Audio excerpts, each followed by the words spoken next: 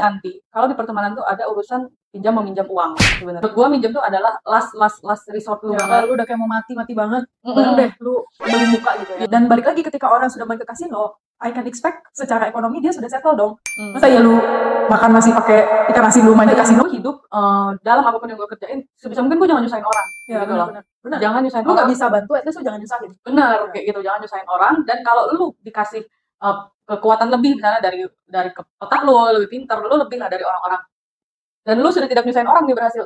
Even better kalau lu membantu orang.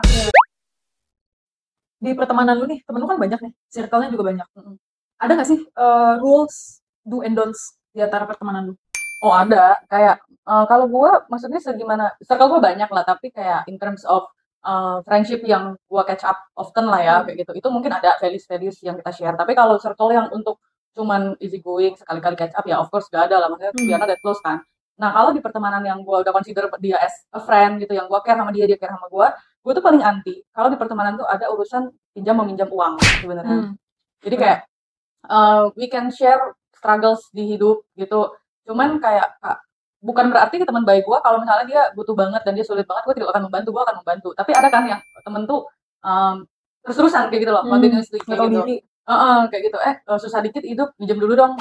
Jadi minjem itu bukan menjadi, menurut gue minjem tuh adalah last resort lu. Ya, kalau lu udah kayak mau mati banget, baru deh lu beli muka gitu ya. Ya gitu. Tapi kalau misalnya pinjem itu menjadi habit, apalagi yang meminjam tanpa menurunin lifestyle. Jadi kalau misalnya hidup lu lagi down, minjem buat bayarin lifestyle. Iya kayak gitu. Kayak hidup lu lagi down, lu tidak penghasilan lu kurang, tidak bisa fit that, lo minjem untuk memenuhi lifestyle yang lo mau gitu. Padahal lo harus berjuang tuh sadar diri ketika lo penghasilan segini ya berarti lo harus spendnya segini kayak gitu loh. Nah pinjam meminjam itu menurut gue sesuatu yang tabu gitu. Terus kalau dating your ex, oke nggak? Atau lu yang dating ex-nya temen lu gitu? Gue tidak akan dating ex-nya temen gue, itu rules gue. Tapi kalau misalnya temen gue ada yang dating mantan gue gitu, atau even cowok yang crush gue lah gitu, gue suka dan temen gue tahu gue suka sama nih orang dan at the end mereka dating together, ya of course maybe gue sad tapi I'm fine with it kayak gitu loh. Nggak yang jadi wah lu teman makan iya gitu, enggak gue nggak kayak gitu. Terus satu lagi drugs, itu anti banget. Maksudnya ketika kalau sakit itu nggak boleh juga. Itu lain ya. Ini drugs kayak gitu. Kalau gue tahu teman deket gue ternyata lagi dalam influence kadar-kadar yang aneh itu, gue bakal stay away sih. Stay away atau cut off? Stay away. Ya berarti. Tapi kalau misalnya ternyata dia tidak, ya gue akan open bilang kayak coy gue nggak nyaman teman sama lo karena lo kayak gini, you fix it gitu. Dan ketika itu udah fix, then we can catch up lagi gitu. Tapi kalau ternyata dia tidak fix itu, karena kan kalau lu dalam influence itu kan ada proses rehab dan nggak gampang lah melepaskan diri dari itu kan. Kalau dia tidak benar-benar ya berarti ya kekat lah otomatis gitu. Benar-benar gitu. Kalau gue do and don'ts, gue juga sama sih, nggak ada masalah dengan misalkan temen gue dating my ex atau crush gue nggak masalah. Cuma gue lebih ke arah ngasih, bukan wejangan ya, kayak ngasih warn aja sih. Tapi kan bukan berarti ketika mantan gue pacaran sama gue dia orangnya busuk misalkan, terus pas sama temen gue jadi busuk juga kan, sebenarnya enggak. Cuma gue biasanya lebih kayak warn, misalkan ada history dia orangnya posesif nih, terus temen gue udah tahu temen gue tidak suka juga pasangan yang posesif. Jadi gue kayak kasih tahu bahwa jadi dulu waktu gue sama dia posesifin gue.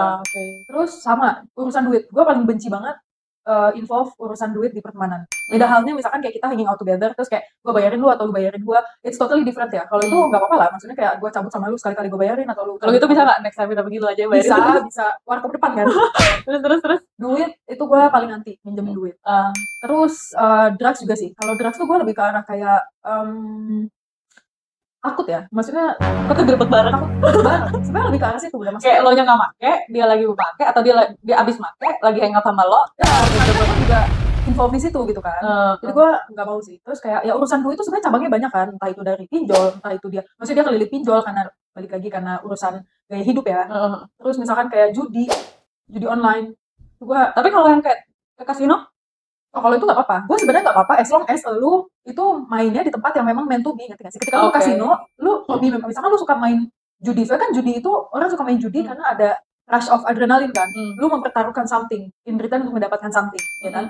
Kalau lu main ke kasino nggak apa-apa, ya karena itu memang tempatnya. Dan balik lagi ketika orang sudah main ke kasino, I can expect secara ekonomi dia sudah settle dong. Masa ya lu makan nasi pakai ikan asin, lu main ke kasino kan nggak mungkin dong. Gitu. Logiknya di situ. Tapi ya benar sih, urusan duit di pertemanan tuh paling anti. Dan semua teman gue itu selalu gue warn, seberapa dekat kita pun, kalau untuk urusan duit gue tuh paling anti. Kecuali misalkan ada teman deket banget nih, gue mau pinjam duit lu karena misalkan duit gue masih ketahan, tapi gue harus bayar ini. Tapi gue udah tahu nih track record orang ini tuh memang ketika dia tahu bahwa gue tuh sangat sensitif sama duit dan dia menghargai itu. Jadi dia kalau misalkan dia nggak bayar tepat waktu, dia malu, ngerti nggak sih? Dia akan crash the friendship. Iya, gitu. Jadi dia udah tahu resiko itu. Itu gue masih ada lah gue pinjam. Tapi bukan yang for a long term gitu. Gitu. Tapi pernah nggak lo ada orang atau temen lo lah mau pinjam duit sama lo, tapi lo bener-bener wah, gue kan di SD tuh gue dibully ya. Waktu SD gue dibully karena gue balik lagi gue Cindo kan. Waktu kecil tuh gue putih. Jadi waktu kecil tuh gue dikata-katain mulu, dan gue tuh TK-nya TK Katolik, SD-nya SD negeri. Jadi kan pasti agak berbeda dong cara berpikiran gue, cara gue ngomong. Jadi teman dulu anak-anak SD gue tuh kayak merasa bahwa gue tuh not part of them gitu loh. Jadi gue dikucilkan. Minoritas lah. Gue minoritas gitu. Nah, fast forward, udah dong gue gak punya teman kan. Waktu SD ini gue gak punya teman. I think 2021, 2022 gitu. Udah lama banget. Maksudnya dari momen SD ya sampai 2021 itu kan lu udah grown up banget, 16 tahun. Kan gue lulus kan 2006 SD kan. 2021 itu sebelum gue married deh. Adalah satu orang ngechat gue di Instagram. Terus dia bilang, ini aku gitu. Ini aku, dia memperkenalkan diri. Oh ya, hello kok. Maksudnya ini orang tuh memang waktu SD dia adalah part of, dia bukan minoritas, tapi dia tuh anak-anak yang nerd, ngerti gak sih? Yang kayak selalu dimanfaatkan sama semua orang gitu loh. Nah kalau gue kan anak yang sangat solois ya, karena tidak punya teman, dan gue juga don't give a shit gitu loh. Ketika gue punya teman ya udah gitu. Nah dia tuh anak yang karena agak aneh, bukan agak aneh sih, agak culun lah anaknya. Jadi sering dibully gitu, sering dimanfaatin, dan dia dulu orang tuanya tajir. Terus gue banget tuh. Tajir. Dulu terus ya dia rich gue. Ya ini gue gitu kan. Oh ya halo, gue anaknya open aja gitu kan. Meskipun gue juga nggak punya memori tentang waktu gimana kita deket di SD gitu kan. Terus dia bilang kayak bagi nomor WhatsApp dong, si tolol dan dongo ini. Ya udah sama teman gitu kan, gue bagi nomor WhatsApp gue. Untungnya kan handphone gue dua kan, private sama yang non private kan. Gue kasih nomor yang bukan buat keluarga. Terus intinya dia ngechat, apa kabar? Iya aku ini banget, nyari kamu sama ini gitu, mau reconnect. Oh ya gue oke aja. Terus dia bilang teleponan yuk, cewek ini cewek ya. Teleponan yuk gitu, gue kangen nih, dia bilang gitu. Di situ gue udah merasa kayak jijik banget. Kayaknya kita gak harus sampai ngomong kangen sini gitu kan. Tapi kan balik lagi kan gue tolol ya. Jadi udah gue telepon. Aku juga kangen. Terus kayak dia telepon kan, terus kayak gue merasa, maksudnya gue aja sama lu, kita nggak pernah teleponan yang kayak gimana sih kabarnya dulu, nggak pernah kan. Di sini kayak dia nanya kayak ya gimana kabarnya. Awal-awal maybe kayak 2 menit 3 menit awal tuh gue masih kayak biasa aja, sampai di tengah-tengah teleponan itu total teleponnya mungkin 16-17 menit.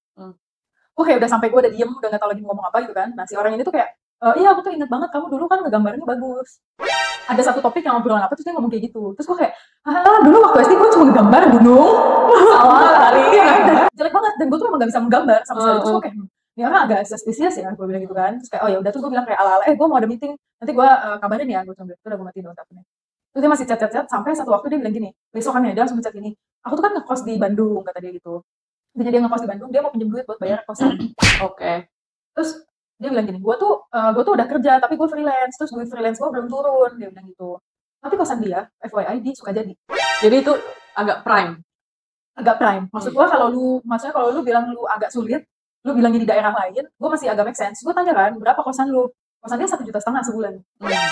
Kosan gue juga harganya ya di atas itu sih, tapi maksudnya kayak 1,5 juta di Bandung tuh mahal banget gitu. Iya, lu bisa mengukur. Gue bisa mengukur ya kan. Terus maksud gue kalau lu tahu lu susah, balik lagi lu tahu gaya hidup lu nggak, maksudnya biaya hidup lu tuh nggak nutup nih untuk membayar itu. Kenapa lu nggak cari kosan yang lebih murah, atau simply lu balik ke Sukabumi gitu, maksud gue kan.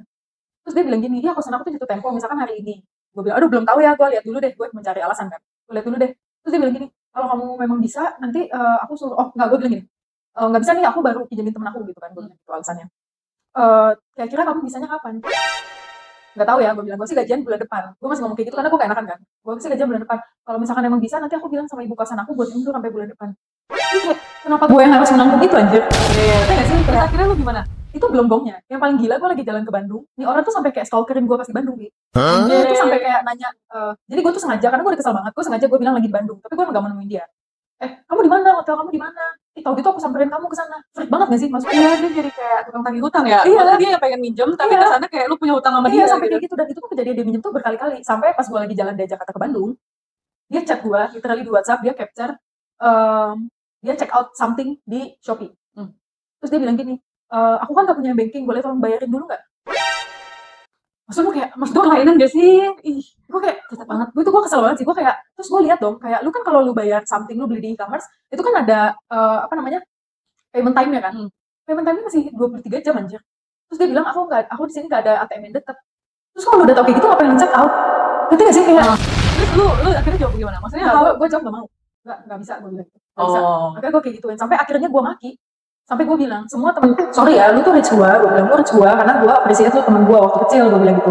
Terus lu selalu mau pinjem duit. Terus gue gak, semua temen gue tau gue paling anti pinjem duit. Akhirnya gue bilang kayak gitu. Terus udah, akhirnya gue blok dari semua sosmed gue, dari WhatsApp gue. Gue tuh gak suka pinjam-meminjam memang ya, maksudnya.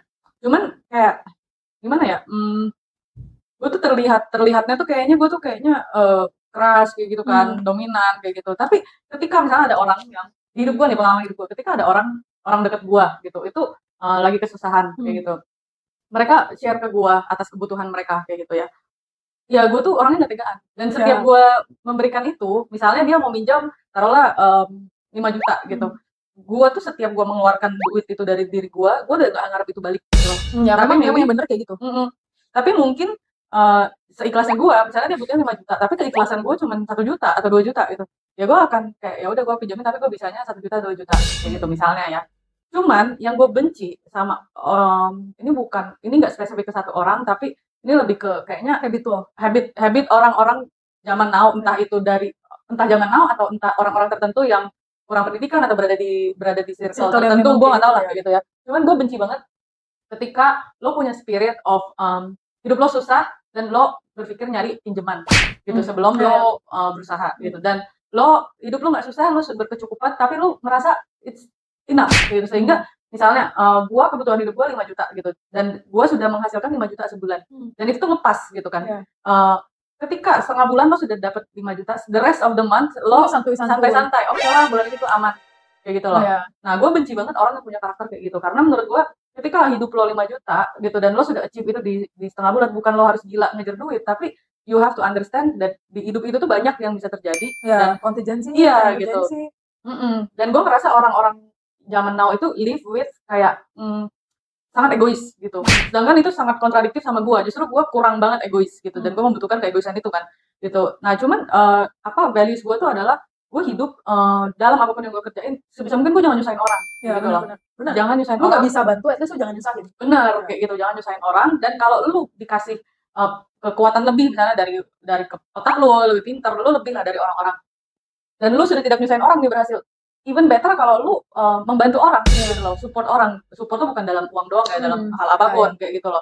Nah itu tuh menurut gue tuh lacking banget zaman now, dan orang-orang tuh tend to be so selfish, dan dia itu minjem kayak gitu. Ya gampang banget dikit-dikit. Gampang berpuas diri, dan ketika things happen, solusi utamanya adalah minjem. Dan lu nggak sih yang paling benci apa? Misalkan udah minjem, gue tuh kan, again gue sangat strict ya dengan urusan duitan di pertemanan.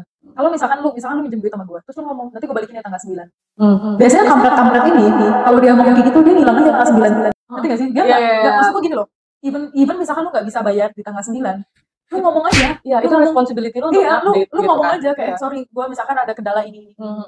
Ya udah gitu loh, karena gue pun kayak gitu. Kalau misalkan gue meminjamkan, misalkan balik lagi dia mau minjam 5 juta, gue cuma kasih 1 juta, ya gue anggap sebenarnya itu udah gak akan balik sebetulnya. Itu maksud gue, at least lu have some pride lah di diri lu untuk ngomong kayak, sorry ya, gue agak telat nih, misalkan tanggal segini.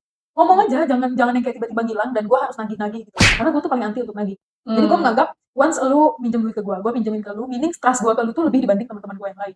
Dan lu broke itu, gue mendingan kehilangan elunya, nanti gak sih? Mungkin dikit, tapi berarti gue melihat bahwa lu tidak bisa menghargai gue. Kalau gue terakhir tuh gitu, gue tuh kan susah banget nolak ya, apalagi kayak kalau misalnya the storyline yang dibuat entah itu bohong atau bener tuh it's so sad kayak gitu buat gue kayak gitu kan. Nah terakhir sebagai example, ada Gojek driver yang randomly nge-WA gue, dan dia bilang ke gue kayak, Mbak, saya dari Gojek, saya pernah nganter barang ke rumah Mbak kayak gitu.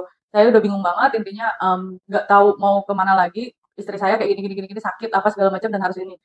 Terus dia bilang, saya maaf banget, saya lancang, saya mau pinjam uang 50.000 untuk bawa istri saya sekarang ke rumah sakit kayak gitu. Nah on that tuh kayak gue ngerasa fuck, ini weird gitu kan, ini strangers. Tapi gue as simple as gue tuh sebenarnya mikir, ya menurut gue 50.000 it's easy gitu kan. Akhirnya kayak nggak kaya, cuma maksud gue tidak, gue masih punya kemampuannya kayak gitu loh.